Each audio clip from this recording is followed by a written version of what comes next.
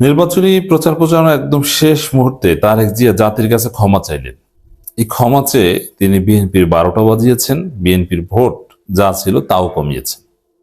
আমি যে কথাটা বলি যে তারেক কথা বললেই বিএনপির ভোট কমে, বেচারার কপাল খারাপ। বেচারা কুমিল্লায় ইপিজেড করার ঘোষণা দেন, অথচ কুমিল্লা ইপিজেড আছে 2001 সাল থেকে, 2000 হ্যাঁ 1 সাল থেকে বা 2000 সাল থেকে হাসিনা করেছিল। এরপরে এখন ঢাকার যাত্রাবাড়িতে বসে ঘোষণা দেন যে ড্যামরা ইপিজেড করা হবে, অথচ তার 6 কিলোমিটার 5.5 কিলোমিটার পরে আদমজি ইপিজেড। আর ড্যামরা ইপিজেড করার মতো কোনো জায়গা নেই। ইপিজেড মানে কি? Export processing zone. এটা জানেন তারেক? বাংলাদেশে কয়টা ইপিজেড আছে? ইপিজেড এর কাজ কি এটা জানেন? মনে হয় না। আবার গ্যাসের খনি আবিষ্কার করে ঘরে ঘরে গ্যাস পৌঁছে দেবে। কতটা অবাস্তব এবং ফালতু প্রতিশ্রুতি দিতে পারে। তো তারেক যে জাতির উদ্দেশ্যে ভাষণ দিয়েছেন বিটিভিতে, আমির জামাতও দিয়েছেন, আমি এই দুইটার মধ্যে তুলনা করব। তো তারেক জিয়ার ভাষণের মূল কথা যে আমরা অতীতে ভুলের জন্য দুঃখ প্রকাশ করছি, এর মানে ক্ষমা চেয়েছেন। দেখেন, রাজনীতিতে এই সময় এসে ক্ষমা চাওয়া এটা চলে না। এটা আর একটা ভুল করলেন, বিএনপিকে আর একটা বাস দিলেন, আত্মস্বীকৃত বাস। ওই যে আমরা দেখি এবং হাসি মজা পাই। বিএনপির এক বুদ্ধিজীবী আছে, ছাত্রা একদম ইতর শ্রেণীর, রেজাউল করিম রনি, মানে ওই দাস মালিকের মতো। তারেকের মেয়ে, এদের একটু পা চাটতে পারলে, এদের পা ধোয়া পানি খেতে পারলে, এদের জুতা গাই দিতে পারলে খুশি। এই রেজাউল করিম রনিকে, ওই ছেলেটাকে অনেকে টকশোতে ডাকে। গরিব একটা ছেলে, ওর কিছুই নেই, টাকা পয়সাও নাই, ওই দালালি করে খায়, চাটে। বিএনপি ক্ষমতা আসলে কিছু একটা পদ পদবি পাবে, এই জন্য এইসব চাটে। রেজাউল করিম রনি বলছে যে জামাত বিএনপিকে ডিবেটে ডাকছে, তারেক জিয়াকে ডিবেট করতে পারলেই তো তাদের লাভ।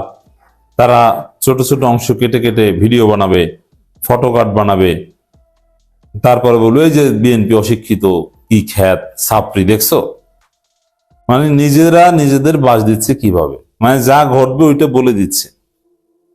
তার মানে ডিবেট করে যা অর্জন করতো ওটা ওই রেজাউল করিম রনি নিজেই অর্জন করে দিয়েছেন, যে বিএনপি ছাপরি দল। এটা প্রমাণ করে, মানে প্রমাণ করা লাগবে না ভাই, বিএনপি এমনি ছাপরি দল। এইভাবে বিএনপি নিজেরা নিজেদেরকে বাস দিচ্ছে। এখন তারেক জিয়া দুঃখ প্রকাশ করেছেন অতীতের ভুলের জন্য। এখন অতীতের বিশেষ করে 2001 থেকে 2006 এর জন্য, 2001 থেকে 2006 ওই শাসনামলের সবচেয়ে বড় ভুল ছিল বা বড় বিষয় ছিল বিএনপি দুর্নীতিতে দেশকে বিশ্ব চ্যাম্পিয়ন বানিয়েছে বেশ কয়েকবার। তাহলে এখন ওইটার জন্য ক্ষমা চাইলেন। এর অর্থ হলো যে বিএনপি এখন আত্মস্বীকৃত দুর্নীতিতে বিশ্ব চ্যাম্পিয়ন। দেখেন, এটা রাজনীতি, এটা মা ছেলে মা বাবা সম্পর্ক নয়। অতএব আপনাকে কেন ক্ষমা করবে? না, ক্ষমা করার প্রশ্ন আসে না। এটা ক্ষমা করার বিষয় নয়। এটা সন্তান ভুল করলে মা বাবা ক্ষমা করে দেয়, কিন্তু এটা রাজনীতি, এটা মাল্টি পার্টি ডেমোক্রেসি। এখানে আপনার চাইতে অনেক যোগ্য লোক বসে আছে, আপনি ভুল করেছেন এটা আবার স্বীকার করছেন। এই স্বীকার করার কারণেই তো ভোটাররা বলবে যে না, এ তো আসলেই ভুল করেছে, এ তো দুর্নীতি বিশ্ব, এ তো হাওয়া ভবন, এ তো 21 গ্রেনেড হামলাকারী, এ জঙ্গিবাদের উত্থানকারী। তো একে ভোট দিব কেন? তুমি যাও, নতুনদের জন্য ছেড়ে দাও। রাজনীতি এইটাই। ক্ষমা চেয়ে রাজনীতিতে পুনর্বাসিত হওয়া যায় না, অ্যাটলিস্ট মাল্টি পার্টি ডেমোক্রেসিতে হওয়া যায় না। যদি এরকম হতো যে একদলীয় শাসন, ভুল করেছেন, দল একটাই, কিছু করার নেই, মানে চায়নার মতো। চায়নায় অনেকগুলো দল আছে, 9টা দল আছে, কিন্তু বাস্তবে একটা দল, সিপিসি। এখন এরকম যদি একটা বিষয় হয় এক দল, তাহলে আপনার ক্ষমা চাওয়ার বিষয়ে একটা যৌক্তিকতা আছে। কিন্তু যেখানে মাল্টি পার্টি ডেমোক্রেসি, যেখানে ইলেকশন হচ্ছে এবং একটা নির্দিষ্ট সময়ের পর ইলেকশন হয়, সেখানে আপনি ভুল স্বীকার করলেন, এর মানে আপনি এখানেই শেষ, যান, আপনি ভুল করেছেন মানে আপনার সময় শেষ। এই কাজটা তারেক রহমান করেছে। কতটা ছাপরি হলে ওই গ্যাসের খনি আবিষ্কার করে ঘরে ঘরে গ্যাস পৌঁছে দেওয়ার মতো অতীতের ভুলের জন্য দুঃখ প্রকাশ করে। প্রিয় দর্শক, তরুণরাই পারবে আগামী নতুন বাংলাদেশ গড়তে। এবং তারুণ্য ভিত্তিক প্রতিশ্রুতি। পুরো জেনজিকে জামাত ম্যানেজ করেছে। তরুণ তরুণীরা সবাই এখন দাঁড়িপাল্লার পক্ষে, নট বিএনপির পক্ষে। দর্শক, বিএনপির ইশতেহারে যে কপি পেস্ট এবং বৈপরীত্য, উপরে উপরে বলে গণভোটে হ্যাঁ, আবার ইশতেহারে গণভোটে না, সবকিছু ফাঁস হয়ে গেছে এই তারেকের কারণে। সবার আগে বাংলাদেশ, এর স্লোগানটা হচ্ছে এবি পার্টির, কপি করেছে, কপিবাজ। 2001 সালের যে তাদের ইশতেহার, সেই ব্যারিস্টার মওদুদরা যেটা করে দিয়ে গেছেন, ওই ইশতেহার কপি পেস্ট করে দিয়েছেন তারেক রহমান। দর্শক, অন্যদিকে আমিরে জামাত জাতির উদ্দেশ্যে ভাষণ দিয়েছেন। প্রায় 18 মিনিট ভাষণে তিনি যা বলেছেন, অধিকাংশ ভোটার আমিরে জামাতের মাধ্যমে কনভিন্সড। 71কে ধারণ করেছেন, 24কে ধারণ করেছেন, এবং 24কে যতটুকু ক্রেডিট দরকার অক্ষরে অক্ষরে দিয়েছেন। 24 ভিত্তিক বাংলাদেশের, 71 ভিত্তিক বাংলাদেশের স্বপ্ন দেখেছেন। এমন কোনো বিষয় নেই যেটা নিয়ে কথা না বলছেন। তাবলিগ জামাত থেকে শুরু করে সব বিষয় নিয়ে কথা বলেছেন। তো দর্শক, একটা ন্যায় ইনসাফ ভিত্তিক সুন্দর সমাজ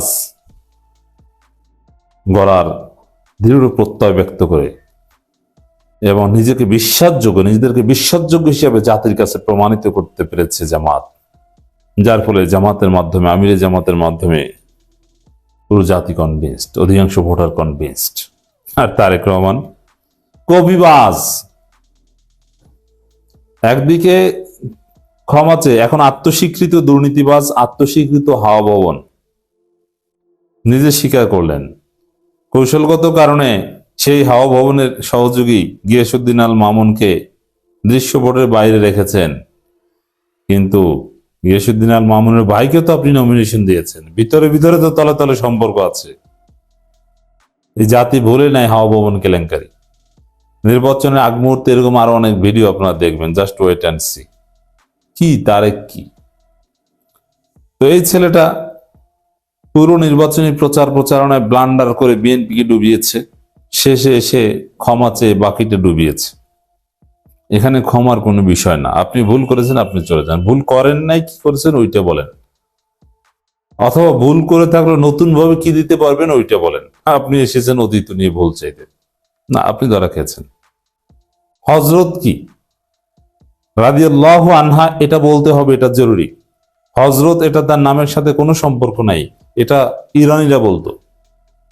ঠিক আছে, আপনি বলেন, সমস্যা নেই। ইরানিরা বললেই যে বলা যাবে না তা না। হজরত আমাকেও বলতে পারেন, সমস্যা নাই, হজরত সুলাইমান আলাইহিস। কিন্তু আপনি সাহাবীর নাম উচ্চারণ করতে পারেন না, তাও আবার বদর যুদ্ধে সেনাপতি বানিয়ে দেন তাকে, কি পারেন?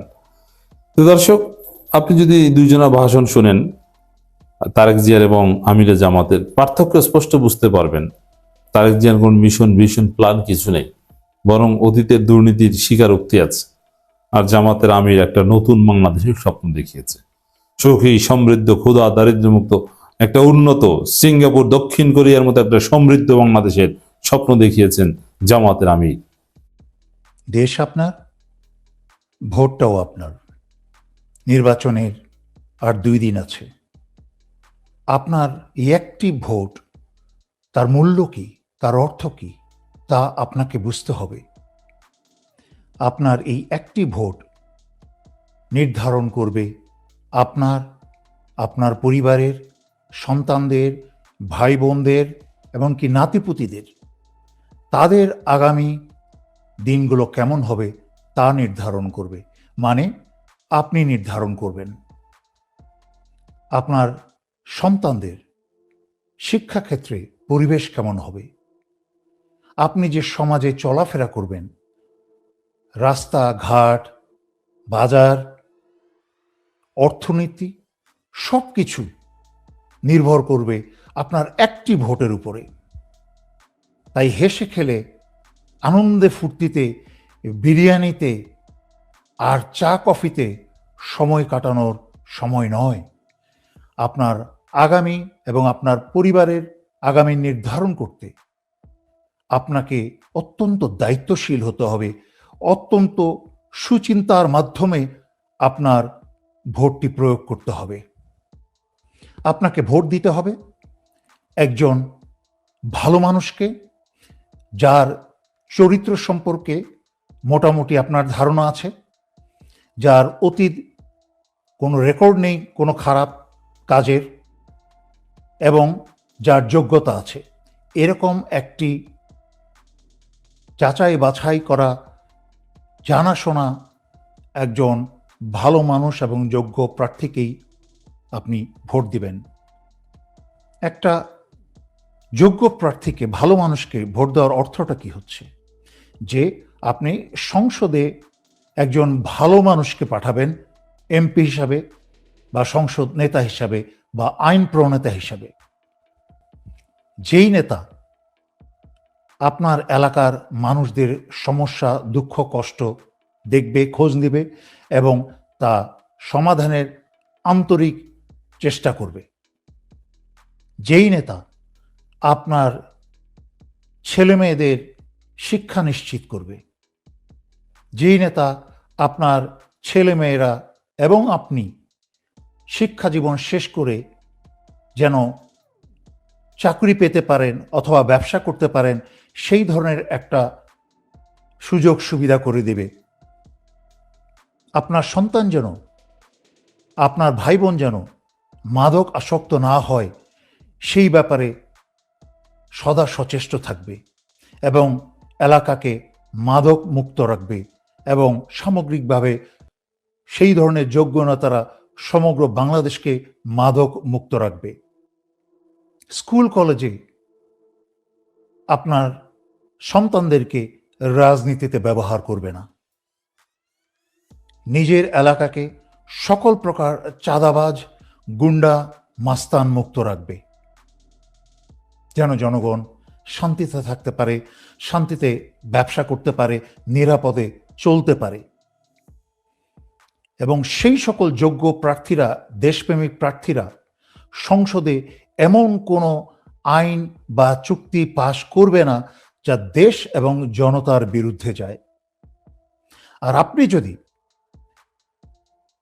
হুজুগে হয়ে, দলীয়ভাবে অন্ধ হয়ে একটা অযোগ্য ব্যক্তিকে ভোট দেন, আপনার মূল্যবান ভোটটা দেন, আপনি যদি সেই ব্যক্তিকে ভোটটা দেন যে এর আগেও বিভিন্ন সময়ে এমপি হয়ে সংসদে গিয়েছিল এবং আপনি জানেন সে জনগণের অর্থ চুরি করে নিজের সম্পদ শুধু বাড়িয়েছে, আপনাদের কোনো ভাগ্যের পরিবর্তন হয়নি। যেই নেতাকে দেখা করতে হলে আপনাকে অন্যের মাধ্যমে অনুনয় বিনয় করে, কখনো ঘুষ দিয়ে সেই নেতার সাথে সামান্য সময় দেখা করতে হতো, যার দেখা পাওয়া যেত না। এবং অন্যান্য যা যা দেখেছেন, যেই নেতা এমপি হওয়ার পরপরই নিজেকে রাজাবাদশাহ মনে করেছে, যেন দেশের এবং এলাকার মালিক হয়ে গেছে, দামি দামি গাড়ি হাঁকিয়েছে, আর আপনাদেরকে মানুষ বলে গণ্য করেনি, সেই ধরনের নেতাকে ভোট দিবেন না। তাহলে ভালো প্রার্থীকে ভোট দিলে যেই সুবিধাগুলো একটু আগে বললাম, ঠিক তার বিপরীত হবে। স্কুল কলেজ থেকে আপনার সন্তান জীবিত অবস্থায় বাড়িতে নাও ফিরতে পারে। ওই সকল দুর্নীতিবাজ নেতা এবং তাদের গুন্ডা মাস্তানদের গুলিতে অথবা অন্য কোনোভাবে নিহত হতে পারে। আপনার সন্তান, আপনি পড়াশোনা শেষ করে বসে থাকবেন, কিন্তু তাদের কোনো চাকরির স্থান হবে না।